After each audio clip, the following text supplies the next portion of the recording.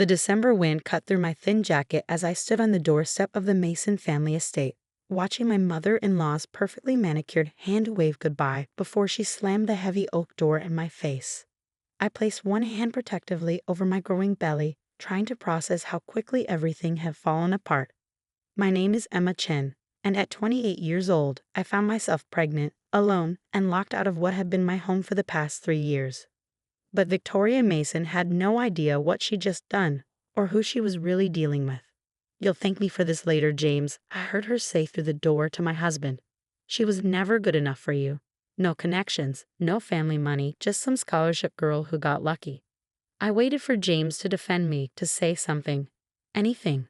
But his silence spoke volumes. The same silence that had grown between us over the past few months as his mother's influence poisoned everything we built together. The irony was, Victoria Mason was right about one thing. I had gotten lucky, but not in a way she thought. 3 years ago, I was a software engineer fresh out of MIT, working on an AI algorithm that could revolutionize supply chain management. James and I met at a tech conference where I was presenting my research. He was there representing his family's shipping company, Mason Global Logistics. It was love at first sight, at least that's what I thought. The wedding was rushed, small, intimate. Victoria never approved, but James had insisted. "We don't need their blessing," he'd said back then. "We just need each other." Those words felt hollow now as I stood in the cold, watching my breath form clouds in the frigid air. What Victoria didn't know was that for the past year, I'd been building something in secret. Something that would change everything. The algorithm I'd been developing wasn't just theoretical anymore, it was ready. And while Victoria was busy planning charity galas and criticizing my common background, I'd been quietly meeting with investors, securing patents, and laying the groundwork for my own company. I pulled out my phone, my fingers trembling slightly from both cold and adrenaline, and dialed the one person I knew I could count on. "Maya, it's happening." They kicked me out. Maya Chen, my older sister and brilliant corporate lawyer, didn't miss a beat. "I'm on my way. The apartment is ready. Time to launch Plan B." I could hear her grabbing her keys, the determination in her voice giving me strength. Maya had always been my rock, especially after we lost our parents in an accident 10 years ago. She was the one who'd encouraged me to keep working on my algorithm even after I married James. "Never put all your eggs in one basket, little sister," she warned me, especially not a golden one. As I waited for Maya, I thought about the last conversation I'd had with James earlier that morning. He found the prenatal vitamins in my drawer, and instead of being happy about the baby, he looked worried. "Did you plan this?" he'd asked, his voice tight. "Is this some kind of trap?" The accusation had stunned me. Trap? "James, we're married. We talked about having children." "Mother thinks the timing is suspicious," he'd said, running his hands through his hair. "With the company's merger coming up." I should have seen it then, how deeply his mother's paranoia had infected him. How the sweet, supportive man I'd marry had become just another puppet in Victoria Mason's grand plan for her family's dynasty. Maya's sleek black Tesla pulled up to the curb, and she jumped out, wrapping me in a fierce hug. "Those pretentious snobs," she muttered, helping me with my bags. "Just wait until they see what's coming." As we drove away from the Mason estate, I felt a strange sense of calm settle over me. Victoria thought she was protecting her family's empire by getting rid of me. She had no idea she'd just set in motion exactly what I'd been waiting for. Maya glanced at me as she navigated through the city streets. "You okay? The stress isn't good for the baby." I placed a hand on my belly, feeling a small kick. "I'm fine. Better than fine, actually. Remember how you told me to always have a backup plan?" She nodded, turning onto the highway that led to her downtown apartment building. "Well," I said, pulling out my laptop, "I have something to show you. That algorithm I've been working on, it's not just theoretical anymore. I've been running simulations using Mason Global's shipping data that James gave me access to when we first got married." Maya's eyes widened. "Emma, what exactly have you been up to?" I opened my laptop, showing her the results of my latest simulation. I've created an AI-driven logistics system that can predict supply chain disruptions before they happen, optimize shipping routes in real time, and reduce costs by up to 40%. I call it ChainSight. "And you've tested this using Mason Global's data?" I nodded. James gave me full access to their systems when we got married. He wanted me to understand the family business. Victoria was furious about it, but he insisted. I've been running simulations for months, perfecting the algorithm. Maya pulled into her building's parking garage, turning to face me fully. Emma, do you realize what you have here? I do, I said, closing my laptop. And so do the venture capitalists I've been meeting with. They're ready to fund ChainSight's launch. We're just waiting for my signal. Maya's face broke into a wide grin. And Victoria just gave you the perfect reason to launch. As we rode the elevator to Maya's penthouse apartment, I thought about Victoria's smug face as she pushed me out the door. She thought she was getting rid of a gold digger, a nobody who trapped her precious son. Instead, she just freed me to become her biggest competitor. Maya's apartment was everything the Mason estate wasn't: modern, minimal, and warm. She'd set up the guest room for me weeks ago, just in case. My sister had always been the pragmatic one. Get some rest, she said, helping me unpack. Tomorrow, we start making calls. It's time to show the Masons what a nobody from nowhere can really do. That night, as I lay in bed, my hand resting on my growing belly, I felt stronger than I had in months. Victoria thought she was protecting her family's legacy. Instead, she'd just given me the push I needed to build my own. My phone buzzed. A text from James. Mother says this is for the best. I'm sorry. I didn't respond. Let him think I was broken, devastated. Let Victoria believe she'd won. They had no idea what was coming. The next morning, I woke up to an email from my lead investor, Sarah Chen. No relation, though we joked about it. Ready when you are. Say the word, and we'll start the funding round. I looked out Maya's window at the city skyline, where Mason Global's headquarters dominated the view. Soon, they'd see my company's name up there too. But first, I had work to do. Maya was already up, making breakfast and taking calls. She cleared her schedule for the next week to help me set everything in motion. As I walked into the kitchen, she handed me a prenatal vitamin and a glass of orange juice. The team's ready, she said, hanging up her phone. We can file the incorporation papers today. You're sure about this? I took the vitamin, thinking about James' accusation yesterday. Had I planned this? Not exactly. But I'd been prepared for it thanks to Maya's constant warnings and my own instincts. I'm sure, I said, pulling out my laptop. Victoria wants a war. Let's give her one. Maya smiled, that fierce, protective smile I'd known all my life. Then let's get to work. The next few days passed in a blur of meetings, calls, and paperwork. Maya's law firm handled everything efficiently, and by the end of the week, ChainSight was officially incorporated. The initial funding round was oversubscribed. It seemed every investor in town wanted a piece of what we were building. James tried calling several times, but I let everything go to voicemail. His messages grew increasingly anxious as news of ChainSight's incorporation spread through the business community. Emma, what are you doing? His last message demanded. Mother's furious. She says you stole company secrets. We could sue you for this. I played the message for Maya, who just laughed. Let them try. Every bit of data you used was legally accessed with full permission. We have James's emails proving it. She was right, of course. I documented everything meticulously, knowing this day might come. Victoria Mason hadn't raised an idiot for a son. She just never expected his wife to be smarter than he was. As I ended part one of my story here, I was just getting started. Victoria Mason thought she'd taught me a lesson about knowing my place. Instead, she'd given me exactly what I needed: freedom to build something that would change everything, not just for me and my baby, but for the entire industry she thought she controlled. The real question was, what would happen when she realized exactly what she'd done? 6 months after Victoria Mason slammed her door in my face, I stood in front of a packed conference room at the National Logistics Convention. My hand rested on my now visible baby bump as I prepared to demonstrate ChainSight to the industry's biggest players.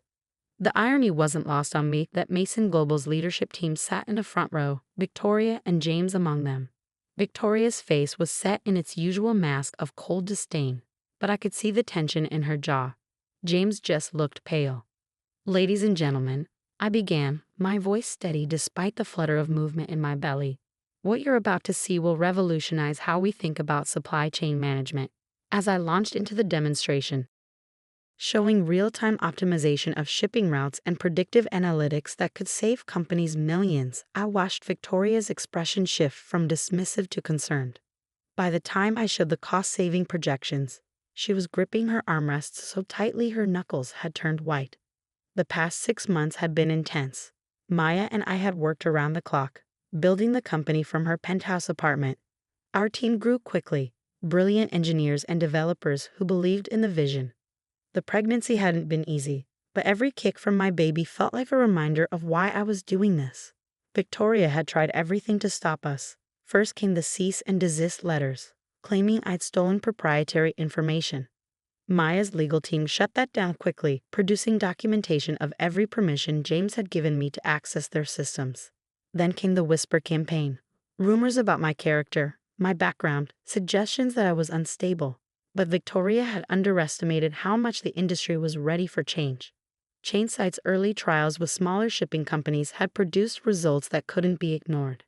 Any questions? I asked as I concluded the presentation.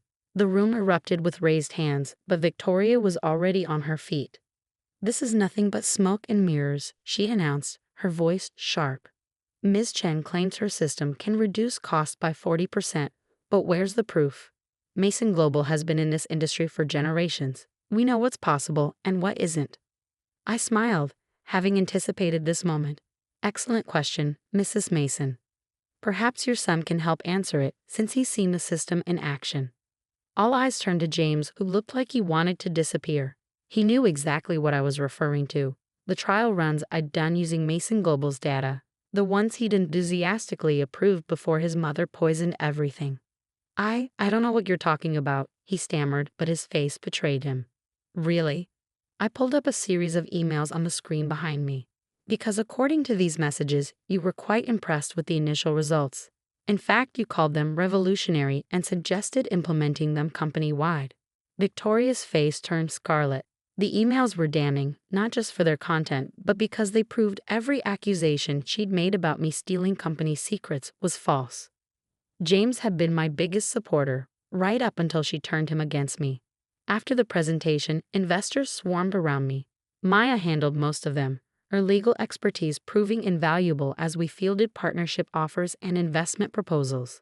I noticed James hovering at the edge of the crowd, looking lost. Finally, he approached me as the room began to clear. Victoria was nowhere in sight. "Emma," he said quietly, "can we talk?" I looked at him, really looked at him, for the first time in months. The man I'd fallen in love with seemed smaller somehow, diminished. "About what, James? About how you let your mother kick out your pregnant wife? Or about how you've spent the last 6 months trying to destroy what I've built?"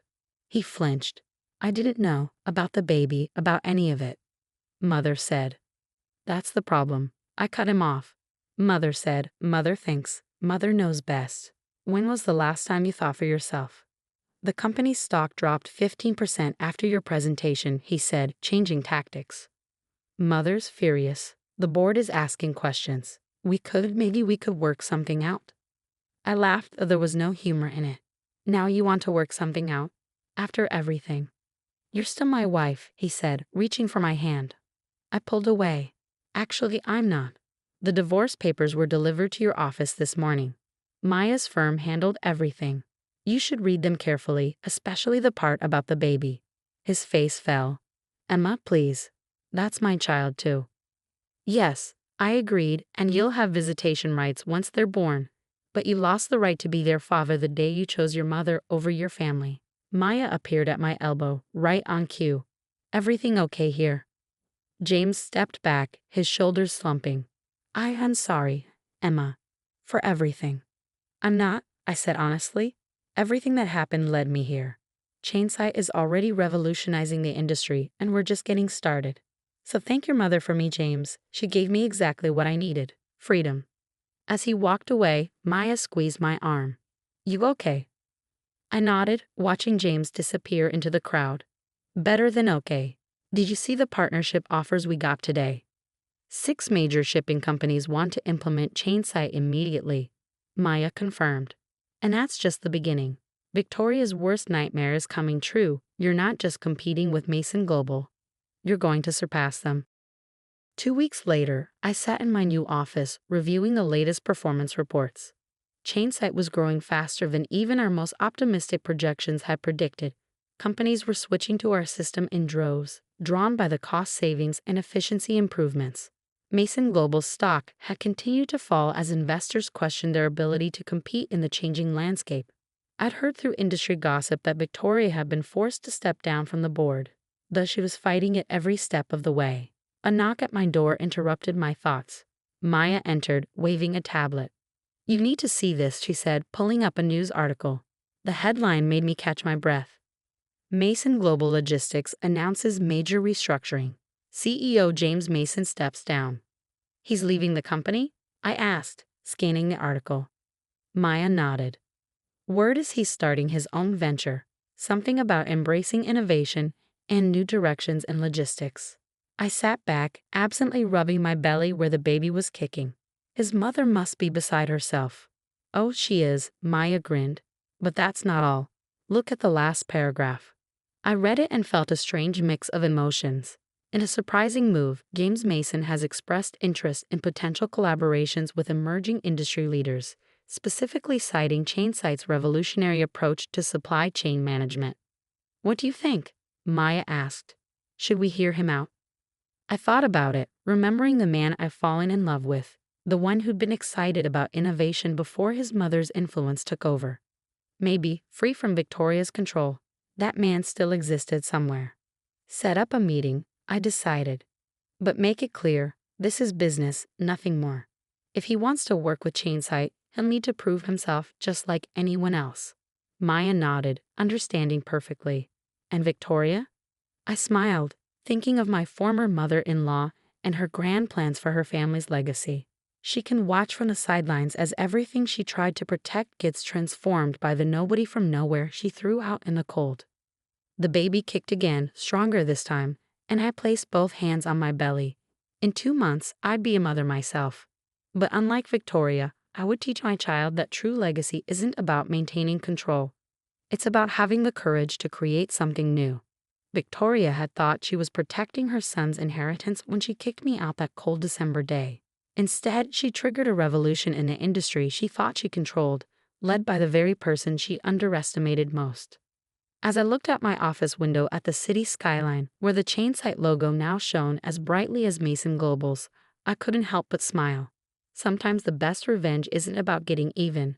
It's about soaring higher than your enemies ever thought possible.